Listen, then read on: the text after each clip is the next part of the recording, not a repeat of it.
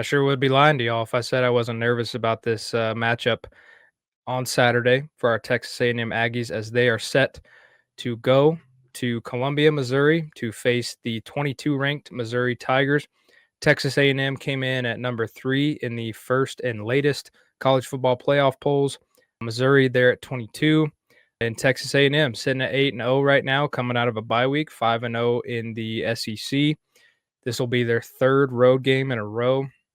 This will be their sixth conference game in a row. It's not easy to do. It's not easy to win these kind of games. It's not easy to go through just such a long stretch of being away from home and being in conference play. So, can Texas A&M continue? Can they get out, find a way to win in Como and get a win? Let's break this one down. Howdy, fans of the 12th man. Welcome into the Above the Yell podcast. I'm your host, Weston Pope.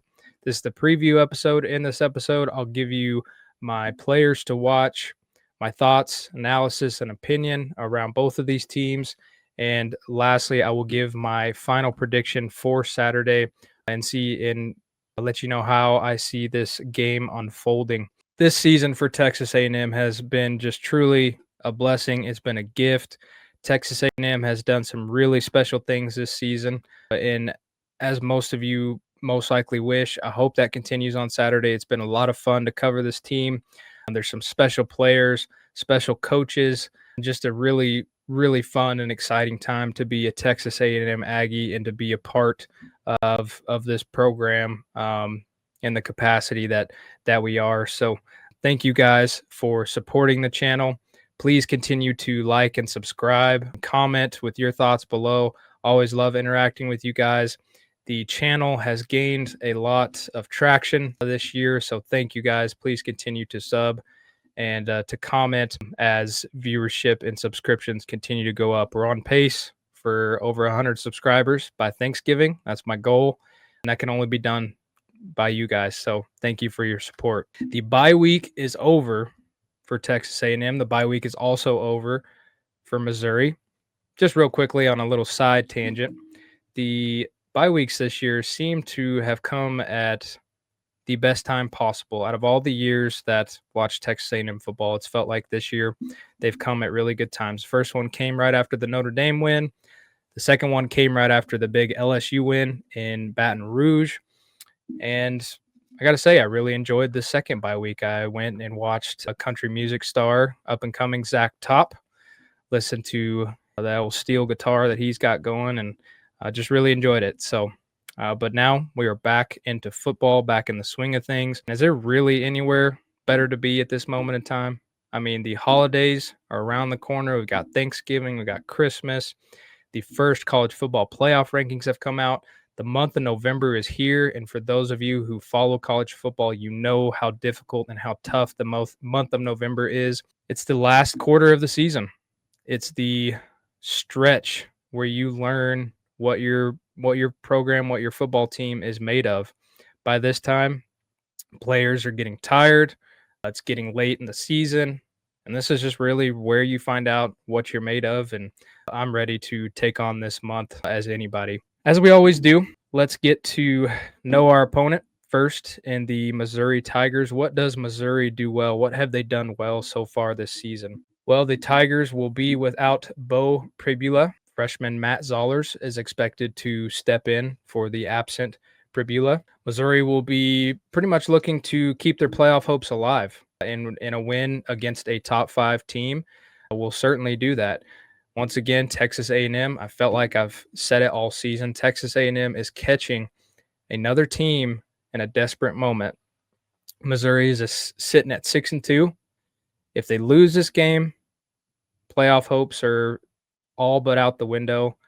Win this game, and you are still alive and well for making it into the 12-team college football playoff. So Missouri, I believe, will field their best on Saturday. I think they will probably look their best, especially in the absence of Pribula. At times, I've noticed teams, when they lose a leader, especially when that leader is a quarterback, all the players around, all the other 10 players outside of the quarterback position, seems like they just step up their game a little bit. They level up because they know that they have to carry a little bit more weight because one of their leaders is down.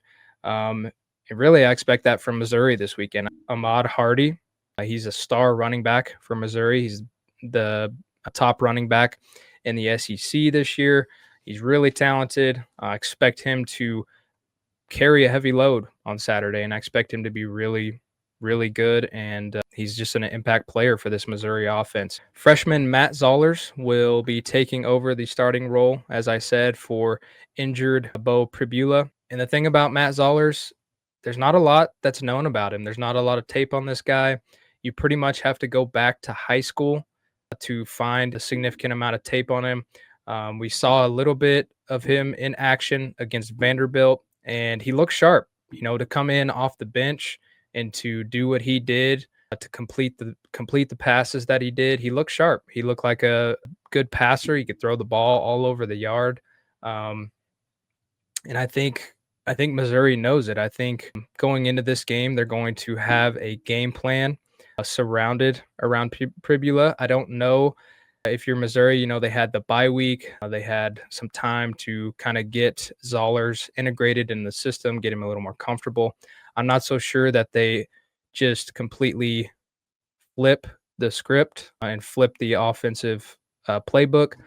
But I do think there's going to be some tweaks. I think there's going to be some things that maybe haven't been seen from Missouri this year. So I'm really expecting the unexpected in this game and for this Missouri offense, who before Pribula went down was really good. They're one of the best offenses in the country, one of the best in the SEC. They had a really good scoring offense, and yeah, if Texas A&M defensively is not on their A game Saturday, that could continue for Missouri. As I mentioned, Ahmad Hardy, he leads the SEC with 937 yards on 159 carries, comes out to about 6 yards per carry. He's a bigger back at 5'10, 206 pounds. He's the kind of guy that you have to tackle on contact, on first contact. You have to get him to the ground because if not, he will make you pay. I believe he leads the nation in yards after contact. We expect him to play a huge role on Saturday. And A&M, you got to get this guy on the ground and get him on the ground quick because if not, he will make you pay. He's been elite. He's been playing really well. Leading pass catcher for the Tigers is Kevin Coleman Jr. He's got 558 yards on 51 catches so far this season. He's been really efficient for Missouri. He's shown flashes of being really, really good. There's been some consistency there as well. And so we'll see just one of those impact guys that can go up, make a play for this Missouri offense. And then Brett Norfleet on the latest SEC availability report, it looks like he is questionable. So 50-50 chance that Norfleet will be able to go on Saturday. But he's been really good.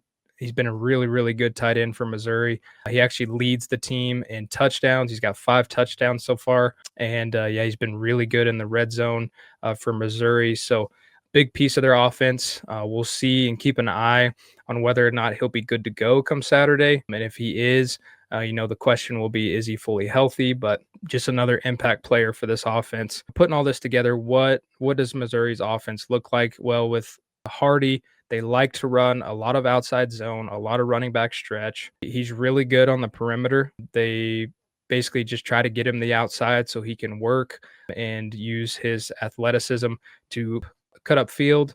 And yeah, if you let Hardy get going and run all over you, could be a really, really long day for A&M defensively.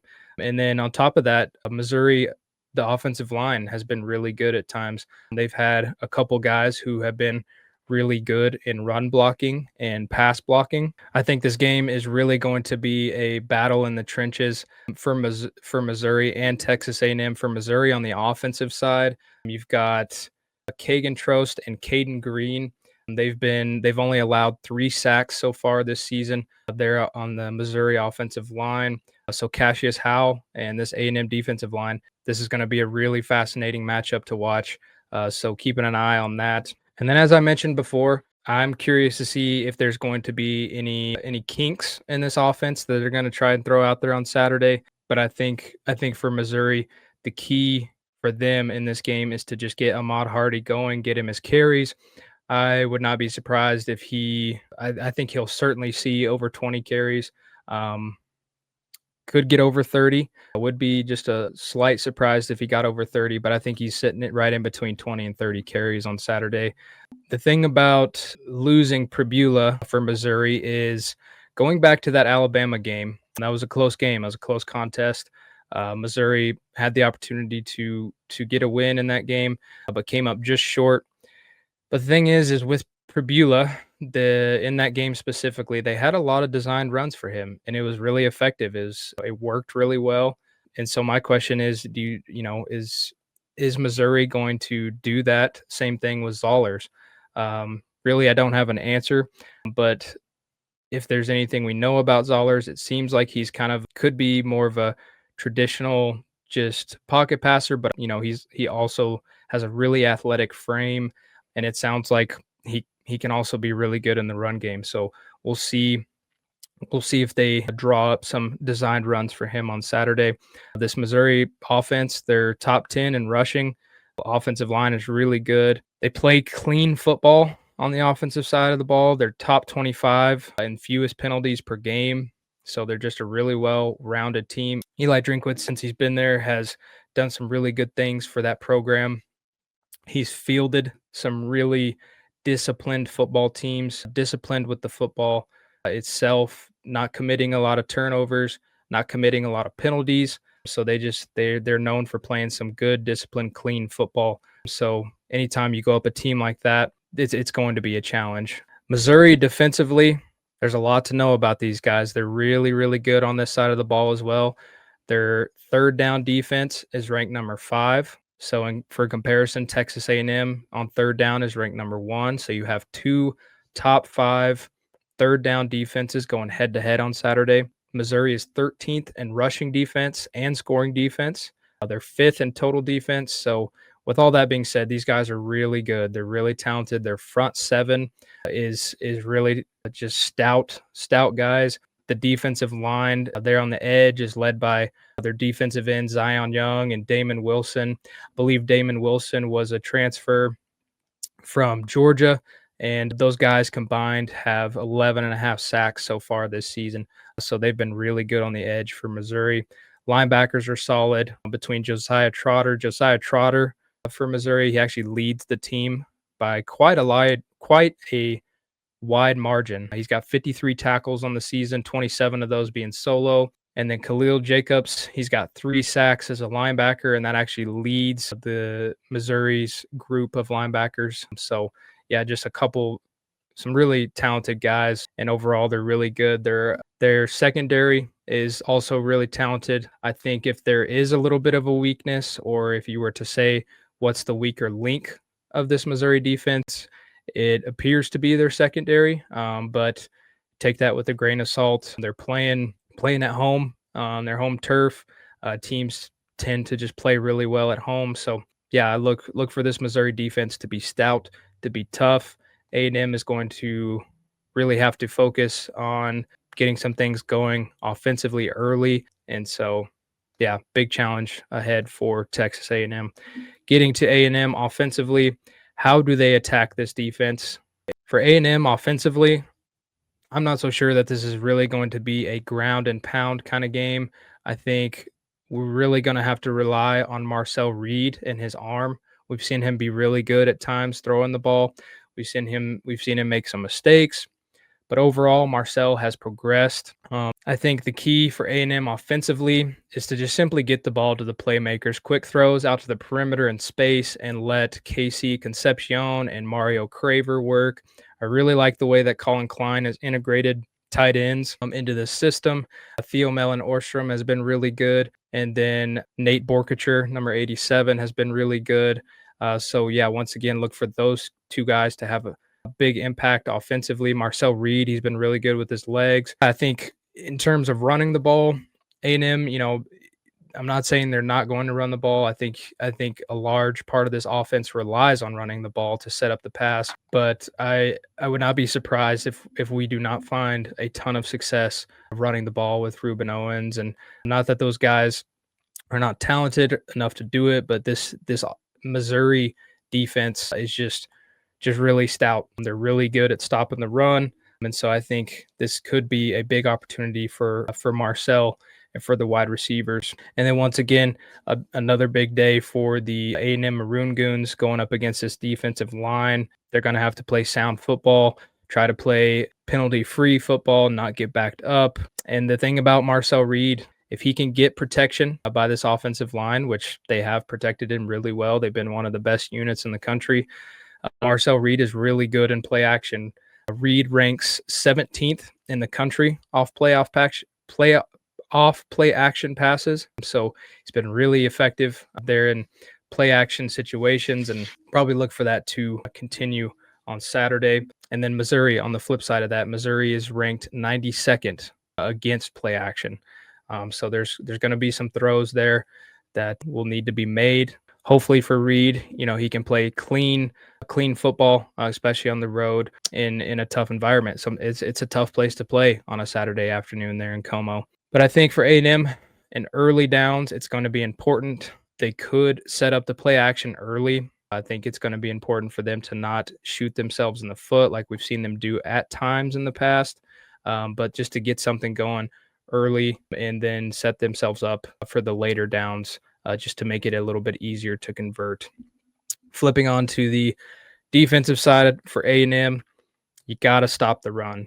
I think that's where it starts. If you can shut down Ahmad Hardy, which is a tall task, but if you can stop the run, hold him for, say, less than 4 yards a carry, I think you could find a lot of success and just kind of let your defense work, force Zollers to get into some passing situations, and let this lethal defensive line led by Cassius Howell just go to work on the young quarterback. There's been a lot of talk about getting to Zollers. As great as that would be, obviously, anytime you're going up against a freshman quarterback, you think, get to him, make him uncomfortable, make him nervous early, which is all good and well, but I think it starts by stopping the run. A&M is giving up 5.7 yards per carry, which puts them in a bottom tier in the country in that category. So A&M is going to have to be disciplined. It's going to be a big day for linebackers Torian York and Damian Sanford. The latest availability report revealed that Scooby Williams will be out for this game. So it's a tough time to lose one of your starting linebackers, but Damian Sanford has been really good stepping in for Scooby this year. They've really kind of shared that role and shared snaps, and I'm looking for a big day from our linebackers to fill some gaps. So I think A&M defensively, the scheme really early is to stack the box, because I think Missouri is going to look to run. For A&M, be effective on third down, and I think a large part of the reason that A&M has found so much success on third down is because it starts early. It starts by being really good on early downs. So yeah, that is what I've got for this matchup against Missouri. Our Texas A&M Aggies hopefully will get out of there Saturday with a win and continue having just a special season. My keys to a win for A&M: 1, I think you got to stop the run. 2, play clean football, especially coming out of a bye week. I've said it in the past, bye weeks can either hurt you or they can help you. You can come out refreshed, renewed, ready to roll, or you can come out sloppy, rusty. You can come out and turn the ball over. But I think if you're A&M, you got to play clean football coming out of the bye week for this one, and then win on third down. A&M's got to win on third down. They're number 1 in the country in that category.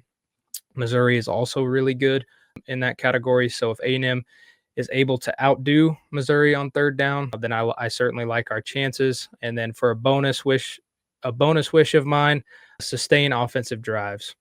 I think for A&M, we've seen them have trouble at times this season early in the game, getting offensive drives going and sustaining them.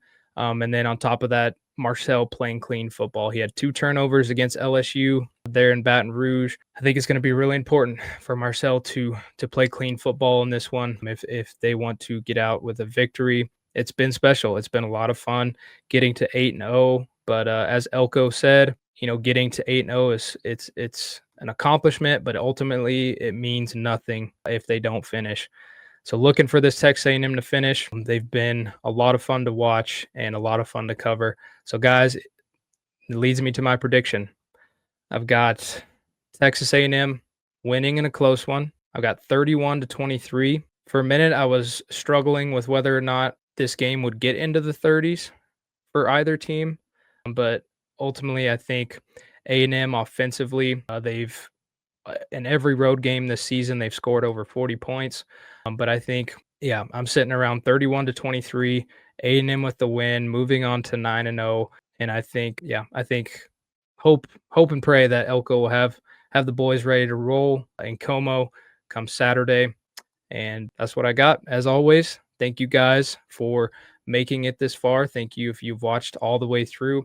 Thank you for your support of the channel. Please comment below with your thoughts, your predictions, and actually above the yell.